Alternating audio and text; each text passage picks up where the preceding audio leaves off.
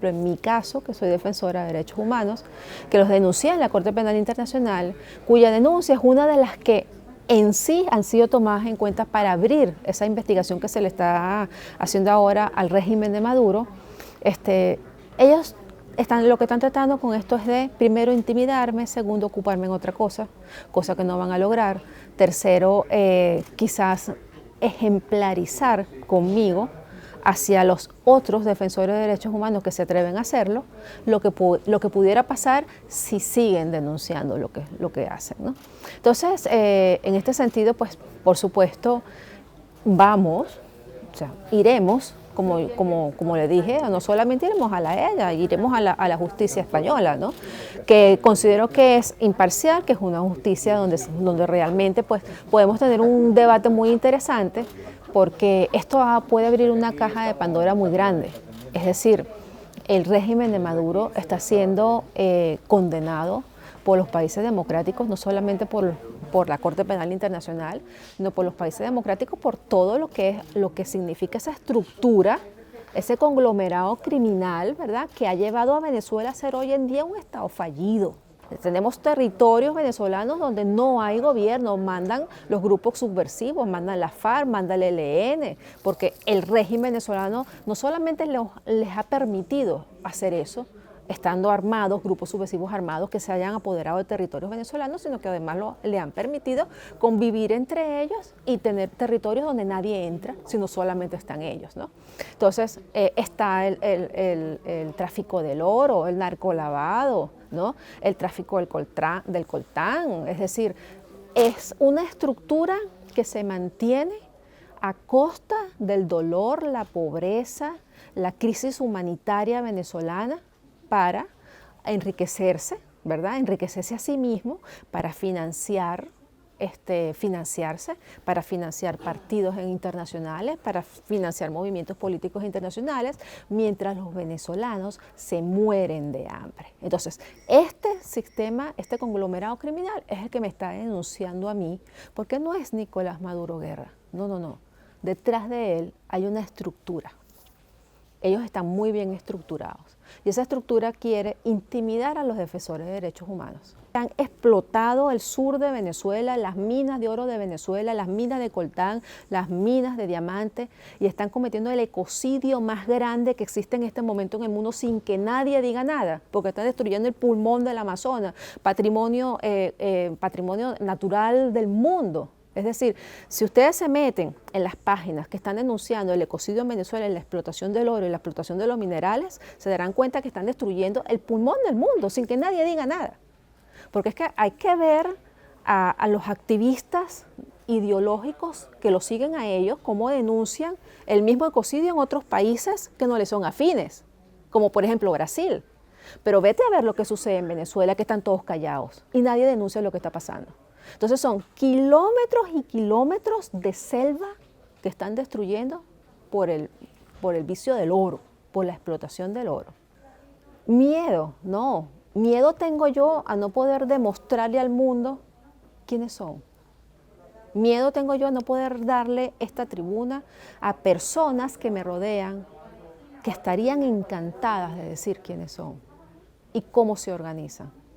Entonces, bueno, esto puede ser muy interesante, porque puede ser la forma en cómo por ejemplo, lo que se ha denunciado en la Corte Penal, ¿verdad?, que es clasificado porque tú proteges a las víctimas, puedes demostrarlo en otra corte en forma general. Mira, yo tengo aproximadamente más o menos 700 casos, ¿no?, 700 incidencias. Son muchísimas más. O sea, hay muchísimos venezolanos que han sido encarcelados y han sido torturados y han huido del país, no han querido dar sus testimonios, ¿no?, por miedo, porque quieren olvidar ese horror que vivieron, ¿no? Pero fíjate una cosa, mientras va pasando el tiempo y mientras el proceso de la Corte Penal avanza, están apareciendo personas que quieren justicia. Es decir, aquellos que no creían porque les habían dicho que eso era un proceso muy largo, que no sabían que eso iba a avanzar, porque es la propia propaganda del régimen que pone a la gente a decir que eso era muy largo y eso no iba a avanzar, se han dado cuenta que avanzó, se han dado cuenta que la investigación se abrió en 3 años, ¿verdad?, y que eso continúa. Entonces, se comunican nos hacen llegar sus casos, buscan mis teléfonos como sea, me contactan y además de eso la disidencia del régimen, que es muy importante. Oficiales de inteligencia, oficiales del Ejecutivo, ¿verdad?, que los han acompañado y que me han contactado para hablarme de ellos. Eso es tan valioso como lo de las víctimas, porque ellos te narran cómo funciona esa estructura, que para la Corte es indispensable. Mira, ojalá yo supiera cuál es la solución, ¿no?, la solución política. Está muy enredado. Creo que es un error reconocer a Maduro. No podemos reconocerlo, o sea, Maduro es un usurpador del poder y por eso hay un gobierno interino. Entonces, por ejemplo, hay un sector de la población que está hablando de revocatorio. Vamos a revocar al usurpador, no entiendo. ¿Cómo revocas tú a alguien que dijiste que era un usurpador? ¿Sí o no? O sea, si es un usurpador no lo puedes revocar, es un usurpador. Hay que sacarlo, ¿no? O sea, no revocarlo, porque entonces estás reconociendo que vas a revocar al presidente y él es un usurpador. O sea, en mi caso yo sigo en la misma línea.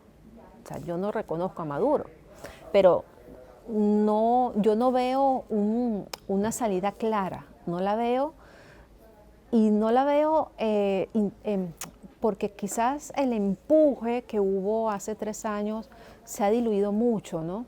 Es decir, hoy en día hay mucha gente pues que pensaba que el gobierno interino iba a ser iba a movilizarse en ese sentido y pues ves que como que ha bajado mucho, incluso tú sientes que ha bajado mucho el interés en Venezuela.